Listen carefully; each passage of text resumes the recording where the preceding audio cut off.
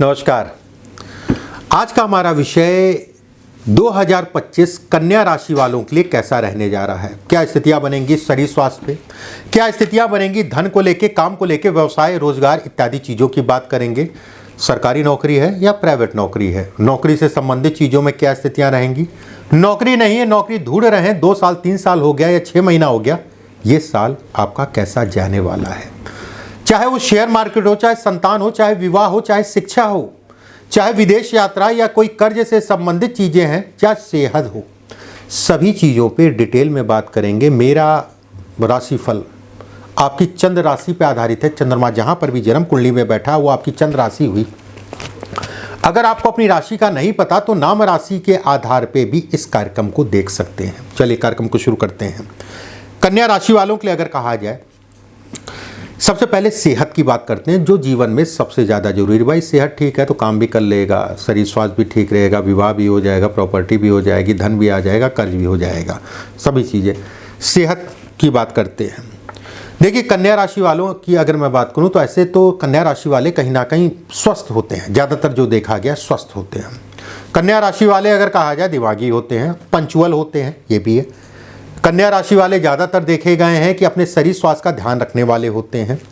कन्या राशि वालों के लिए अगर कहा जाए, छठा भाव का स्वामी शनि बनेगा, और शनि अगर कहा जाए तो कुंभ राशि में गोचर कर रहा है मौजूदा समय में शुक्र के साथ में। ऐसे में कहा जाएगा जिन लोगों को गुर्दों से संबंधित, जिन लोगों को किडनी से संबंधित, जिन लोगों को छाती से संबंधित, जिन लोगों को हड्डियों में खून से संबंधित या बोन मैरो से संबंधित कोई प्रॉब्लम है, उनके लिए साल 2025 अच्छा नहीं है। और खासकर अगर कहें तो फरवरी, मार्च, अप्रैल, मई और जून, ये साल का ये महीना अगर कहा जाए तो आपको विशेष सावधानी रखनी है। वहीं छठे भाव जो हमारी बीमारी को दिखाता है, वहीं पे सिंह राशि अगर कहा जाए हॉस्पिटल की राशि कहलाती है। शनि अगर कहा जाए तो मार्च में आपके जो है 7वें भाव में गोचर करेगा राहु के ऊपर। ऐसे में कहा जाएगा कि व्यक्ति को फरवरी से मैंने बोला मार्च, अप्रैल, मई, ये तो विशेष सावधानी रखने की आवश्यकता है। एक बात करते हैं आर्थिक पक्ष की, चाहे वो नौकरी हो, चाहे वो व्यवसाय हो, चाहे सरकारी नौकरी हो। देखिए आपकी कर्म का मालिक अगर कहा जाए मिथुन राशि, और राशि का अधिपति अगर कहा जाए बुध बनता है। ऐसे में कहा जाएगा कि शनि आपकी राशि से 7वें में गोचर करना, और वहीं पे राहु का गोचर अगर कहें तो मई में कुंभ राशि में गोचर करना कहीं ना कहीं कर्म से संबंधित चीजों में आपको बढ़ाएगा। साल 2025 व्यवस्थाएं आपकी बढ़ेंगी। जिन लोगों के साथ काम करते हैं या पार्टनरशिप में काम करते हैं तो आपको सावधान रहने की आवश्यकता है। तनाव होगा, ये तय है। किसी प्रकार का कोई नया काम शुरू करना चाह रहे हैं तो मार्केट की स्थितियां देख लीजिएगा, उसके बाद आगे बढ़िएगा। मई, जून, जुलाई, अगस्त, ये टाइम फ्रेम अगर कहा जाए नए कामों की शुरुआत या काम से संबंधित चीजों में तेजी से तरक्की को ये दिखाता है।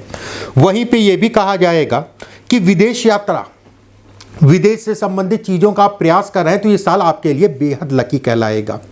जो बच्चे पढ़ने के लिए या व्यवसाय के लिए या नौकरी के लिए किसी प्रकार से घर से दूर जाके काम करना चाह रहे हैं या फिर विदेश जाके जाना चाह रहे हैं, उन लोगों के लिए ये साल आपके लिए बेहद अच्छा कहलाएगा।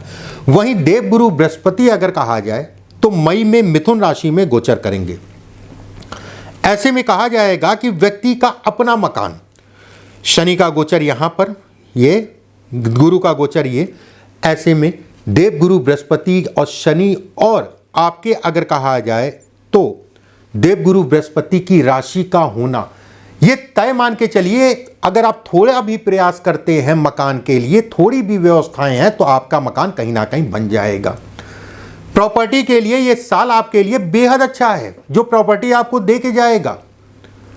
जून, जुलाई, अगस्त, सितंबर, अक्टूबर, ये वैसे तो पूरा साल अच्छा है, लेकिन ये साल विशेष इन सब चीज़ों के लिए बेहतर समय कहलाएगा।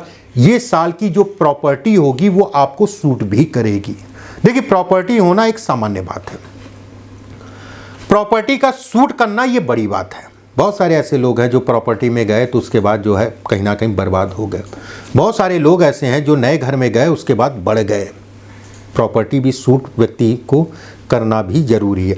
इस साल की प्रॉपर्टी आपको सूट करेगी, उसमें कहीं कोई दो राय नहीं है। विवाह, वैवाहिक जीवन, रिश्ते अगर कहें तो ये टाइम फ्रेम, और ख़ासकर अगर कहा जाए फरवरी, मार्च, अप्रैल और मई, फरवरी, मार्च, अप्रैल और मई, ये 4 महीने का पीरियड विवाह या वैवाहिक जीवन से संबंधित चीज़ों में अंडरस्टैंडिंग कम देगा। जिन लोगों का डिवोर्स इत्यादि चल रहा है उनके लिए समय अच्छा है। शुरुआत में थोड़ा सा तनाव, उसके बाद कहीं ना कहीं सफलता।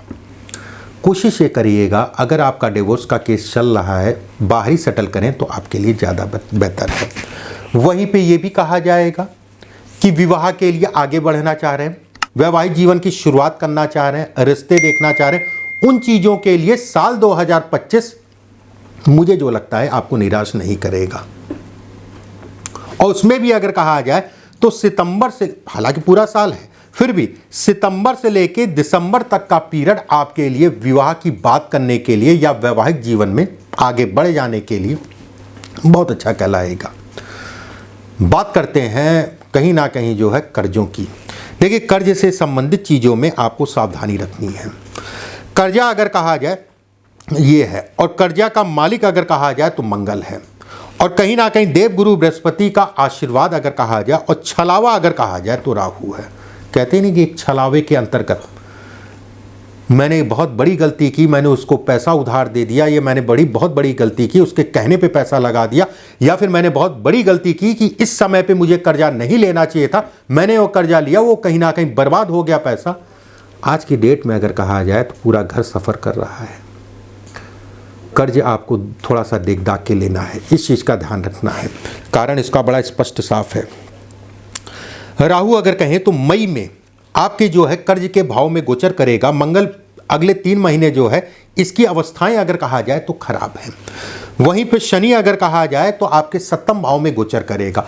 अब यहाँ पर दोहरी बात आती है, अगर शनि आपका बलिष्ठ है तो कर्ज से संबंधित चीज़ों में तनाव आपका कम कर देगा, और शनि आपका बलिष्ठ है तो कहीं ना कहीं रास्ते आपके खोल देगा। वहीं राहु अगर कहा जाए आपका नीच का है तो ऐसे में कहा जाएगा कर्ज में व्यक्ति को लपेट देगा, और पैसा अगर किसी प्रकार का कोई लगाना है, खर्च मतलब कोई स्कीम समझा रहा है, कहीं लगाने कह रहा है, कोई उधार मांग रहा है, राहु आपका जो है पैसा कहीं ना कहीं फंसवा देगा। वहीं पे देवगुरु बृहस्पति अगर कहा जाए तो मई में मिथुन राशि में गोचर करेंगे, इनका प्रोटेक्शन आपको मिलेगा। फिर भी बेवजह के वाद विवाद की ज़रूरत क्या है, मैं कुछ महीने बता रहा हूँ, इस पीरियड में सावधानी बरतें। जनवरी, फरवरी, मार्च, ये 3 महीने, उसके बाद अगर कहा जाए जनवरी, फरवरी, मार्च, अप्रैल, मई, ये शुरुआत के 3-4 महीने, और अंत के अगर कहा जाए नवंबर और दिसंबर, विशेष सावधानी रखिए इन पीरियड में। मैं ऐसा नहीं कह रहा हूँ कि अपने काम बंद कर दिए या फिर नहीं, भाई जो आपको व्यवसाय करना है तो जाहिर सी बात आपको कर्जा देना ही पड़ेगा लोगों को, ठीक है, या माल उधार आपको देना ही पड़ेगा, लेकिन सावधानी बरतें, आपके लिए ज़्यादा अच्छा कहलाएगा, ये जरूर मैं कहूँगा। धन के लिए ये साल बहुत अच्छा है, पैसे से संबंधित चीज़ों में बढ़ावे को दिखाता है। लोगों का साथ सहयोग अगर कहा जाए तो शुरुआती साल के क्वार्टरली जो अगर कहें शुरुआती 3 महीने कम मिलेगा, उसके बाद से कहीं ना कहीं मिलने लगेगा। तनाव, वाद विवाद से बचा के चलिए। विदेश यात्रा, घर से दूर जाके काम करने के लिए समय अच्छा है। विद्यार्थियों के लिए विकल्प मिलेंगे, लेकिन एक चीज़ का ध्यान रखिएगा, ये साल मानसिक रूप से कन्फ्यूज़न भी देगा।